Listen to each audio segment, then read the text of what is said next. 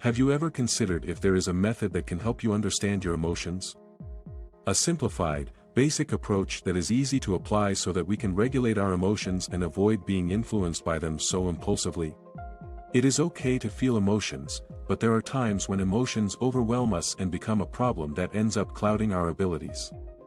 Well, the truth is that there are many methods. Whatever methods or advice you follow, it is all up to you, as well as your desire to do it. So, as a way to improve our quality of life, feel calm, and develop a more objective view of the situations we face, let's examine 6 tips to master your emotions. Hello, friends. Welcome back to Lifetime Growth.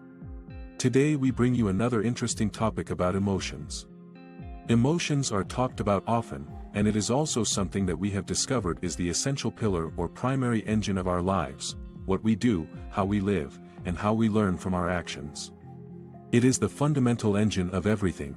If you want to know more about this topic and find it interesting, continue watching this video, like, and subscribe so you don't miss more content like this.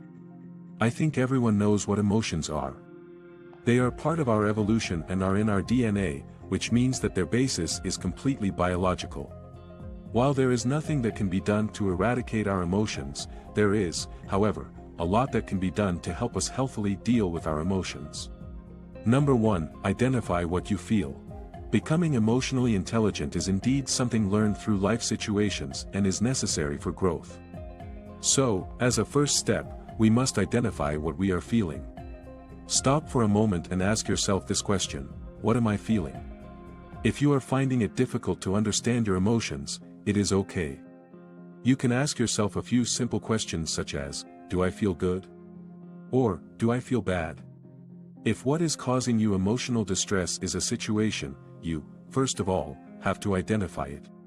It is also an excellent practice to make a mental or written note of the problem affecting you. Sometimes it is easier to start that way. Whenever you write it down, it becomes easier to understand, because it is no longer in your head. This helps you eliminate some of the discomforts that you are feeling and, thus, understand from the outside what you are feeling. Number 2, understand emotions. Emotions are something we always carry with us because they are part of our DNA. Learning to regulate them depends on our approach to them. This leads us to the second tip.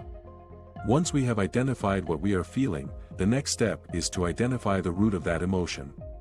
Always remember that what we are feeling has a message. It brings valuable information that we need to listen to and understand. It is never meant to harm us or make us feel bad just for the sake of it. Ultimately, emotions are nothing more than messages from ourselves, so rejecting them will not make us feel better. On the contrary, it will increase our discomfort. Try to understand them and listen to them. Number 3, receive the message. When we understand that there is a message in what we feel, the whole nuance changes completely. The next step is to openly receive the message that comes to us, since it will be this message that will lead us to a broader understanding of the situation as such and of ourselves within it. In a way, receiving the message opens us to a more general understanding, and ceases to be an uncomfortable discomfort that we simply have inside, and that's it.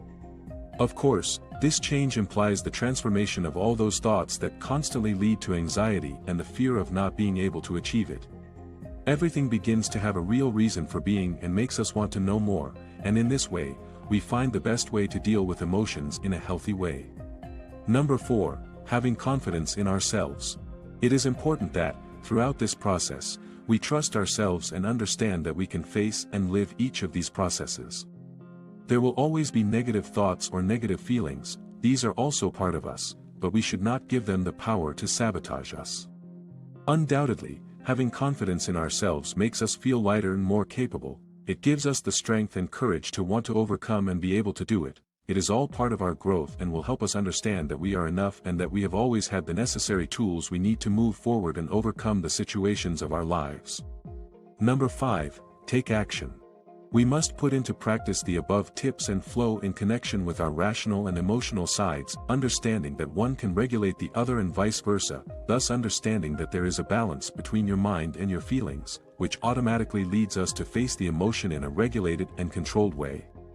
Although this step is the one that leads us to overcome and resolve the internal conflict, it is almost the last of the whole process that we enter, but it is undoubtedly one of the most satisfying. Number 6. Repeat as many times as necessary. It is always good to repeat the process as many times as necessary. It will always be good to start over. There will always be something new to learn and a new way of seeing and perceiving what is happening in our lives. We are in constant transformation, so there will always be a new, renewed version of ourselves that we must enter and get to know. Understanding that everything is a constant cycle of expansion that leads us to self-improvement and mastery of our emotions. Emotions are spontaneous reactions of human beings. Understanding them for what they are will help us have good emotional management in our lives. As difficult as it may seem to us, there is always a good way to achieve emotional regulation. We are fully capable of facing ourselves, what we feel, and, above all else, the situations that we live day by day, and living in balance with them.